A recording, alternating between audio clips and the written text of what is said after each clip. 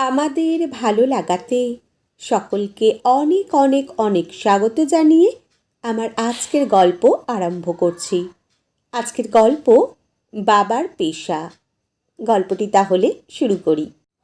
বাবা, আজ দাদার স্কুলের পুরস্কার বিতরণী অনুষ্ঠান। কত প্রাইজ পাবে দাদা, তুমিও চলো আমাদের সাথে। না রে মা, তুই আর তোর মা যা ওর সাথে। রোজগার না হলে দিন চলবে কি করে আমাদের? দোকান দিতে হবে আমার। আমার বাবা কখনো আমার সাথে স্কুলে যায়নি। টিউশনি স্যারের বাড়ি আমি কেমন লেখাপড়া করছি জানতেও যায়নি। চোখ বন্ধ করে আমাকে বিশ্বাস করেছে আর আমার লেখাপড়ার জন্য টাকার যোগান দিয়েছে। যদিও সে অর্থ নেহাত কম নয়, আমার প্রয়োজন মতো শিক্ষক বা বই সবটাই পেয়েছি আমি। আমার বাবা একজন ফুচকা বিক্রেতা। স্কুল ছুটির সময় আমি দেখি স্কুলের সামনে বাবার পাতা দোকানে ভিড় জমিয়েছে আমাদের স্কুলের প্রচুর ছেলে মেয়ে। আর সন্ধ্যায় বাবার দোকান দেখা যায় স্টেশনের কাছে। আমি অনেকবার শুনেছি আমাদের ক্লাসের মেয়েদের কাছে বাবার ফুচকার তারিফ করতে, কিন্তু ওরা কেউ জানে না বেশি করে টক জল আর ওদের আবদারে ফাও দেওয়া লোকটা ওদের ক্লাসের ফার্স্ট বয়ের বাবা। আর জানবেই বা কী করে, বাবা তো কখনোই আসেইনি স্কুলে আমার অভিভাবক হিসাবে। স্কুল ছুটির পর আমি বাবার দোকানের দিকে তাকিয়ে দেখি বাবা হাসি মুখে ফুচকা দিয়ে চলেছে। আমি উদাস হয়ে ভাবতে ভাবতে চলে যাই কেমিস্ট্রি স্যারের পড়ার ব্যাচে। আমি নিম্নবিত্ত পরিবারের ছেলে, কিন্তু আমার বাবা কখনো কোনো স্যারের কাছে গিয়ে বলেনি ফিস কম করে নেওয়ার কথা। কখনো বলেনি এবছর নতুন বই কেনার টাকা নেই, পুরানো বই জোগাড় করো। সব সময় শুধু বলেছে যা দরকার হবে আমায় বলিস। আমি ছোট থেকেই মুখ চোরা, শান্ত, প্রয়োজন ছাড়া কথাও বলি না, সে বাড়িতেই হোক বা বাইরে। যা দরকার মাকেই বলি, বাবার সাথে আমার কথা কম হয়। প্রশ্ন করলে জবাব দিই শুধু। বেশিরভাগ সময় বই পড়ি, নেশা বলতে ওই ক্রিকেট খেলা দেখা। ছোট থেকে বায়না জিনিসটা আমি করিনি। আমি বুঝি বাবার একার ফুচকা বিক্রির উপর আমাদের পুরো সংসারটা চলে। তার উপর আমার আর বোনের পড়াশোনা তো আছেই। আমি ক্লাস 11-এ পড়ি আর বোন 4-এ। বোন আমার থেকে অনেকটাই ছোট।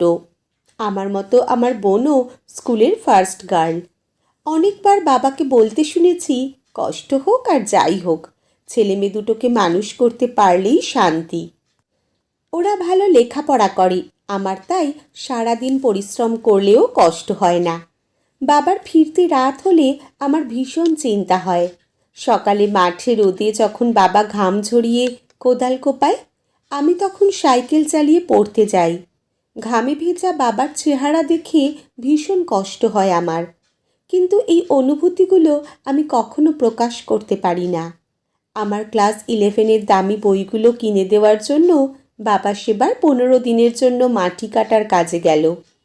কাজ থেকে ফিরে 6টা 500 টাকার নোট আমার হাতে দিয়ে বলেছিল, সব কটা বই কিনে নিস বাবু।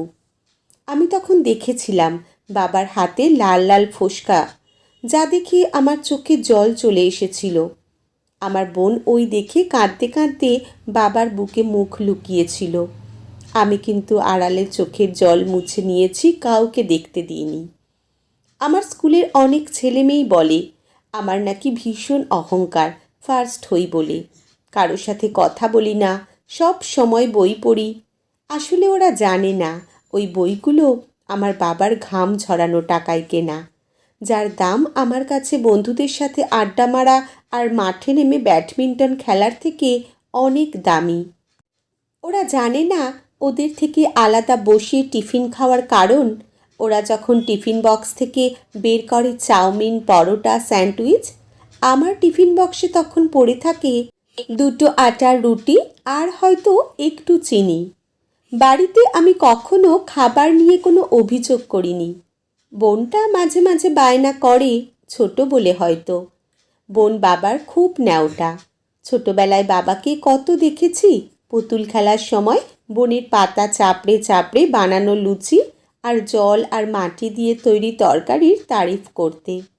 বোন মাঝে মাঝে আমার কাছে এসে বসে, বসে পড়ে, অঙ্ক করে।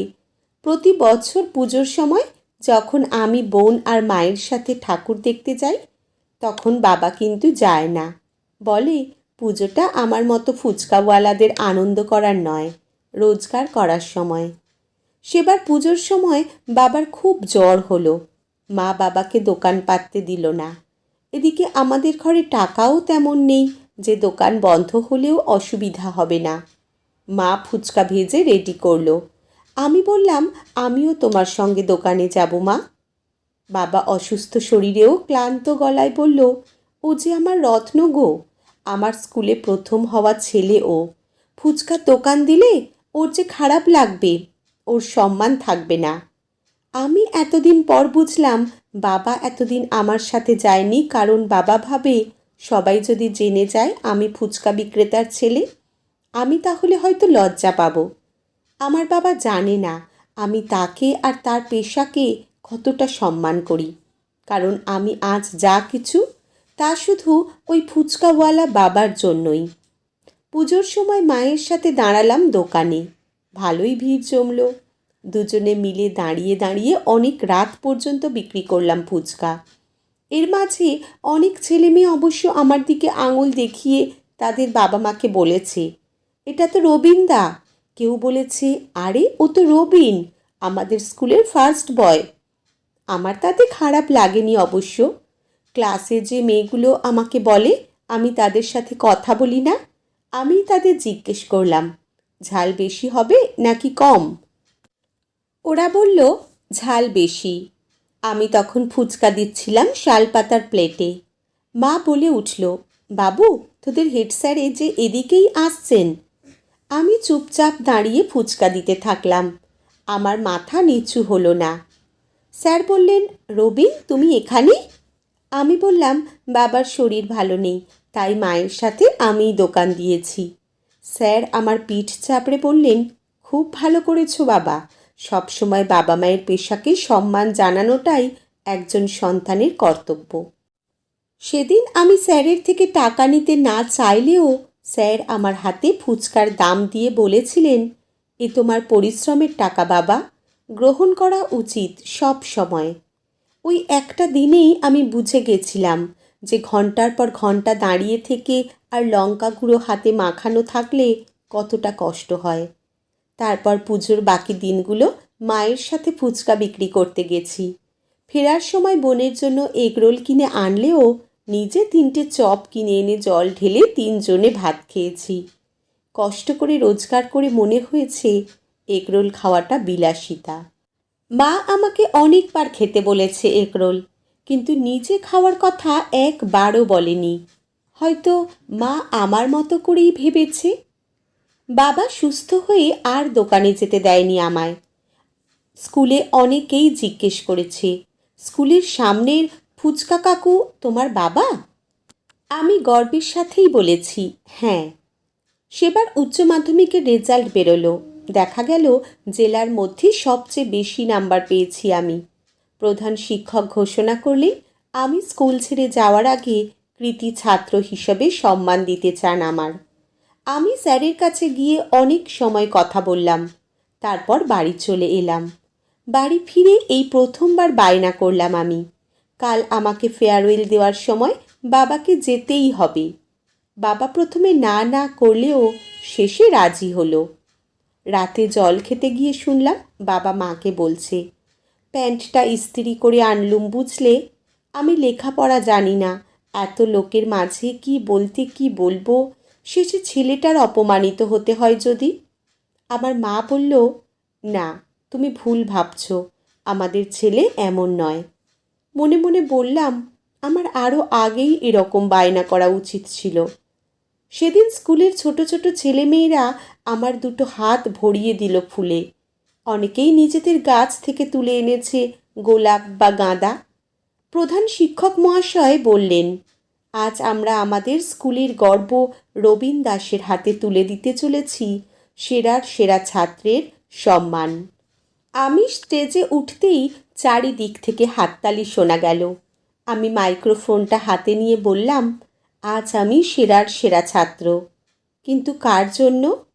দিনের পর দিন অক্লান্ত পরিশ্রম করা আমার বাবা মায়ের জন্য। আজ এখানে আমার বাবা এসেছেন, ওনার জন্যই আজ আমি সেরার সেরা। আমার বাবা একজন ফুচকা বিক্রেতা। ওই পেশার বাবার জন্য আমি আজ সফল। তাই ছোট ছোট ভাই বোনদের আমি একটাই কথা বলবো, বাবা মায়ের পেশা নিয়ে কখনো লজ্জিত হয়ে তাদের পরিশ্রমকে ছোট করবে না।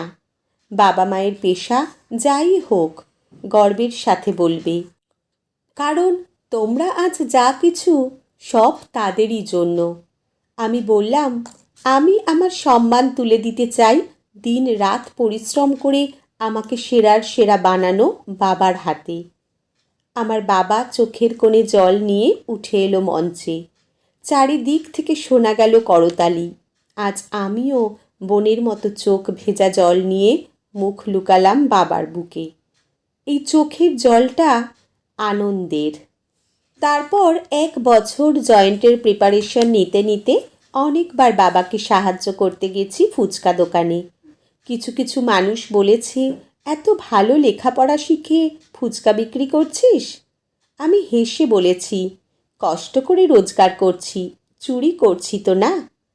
আসলে বিপদের দিনে কেউ তোমার পাশে থাকবে না। ওরা কষ্ট করে রোজগার করার জন্য কখনো লজ্জা পাওয়া উচিত নয়, সে যে কোনো পেশাই হোক। আজকের গল্প এখানেই সমাপ্ত। কলমে শ্রাবন্তী মিস্ত্রি, পাঠে জয়তী। ধন্যবাদ।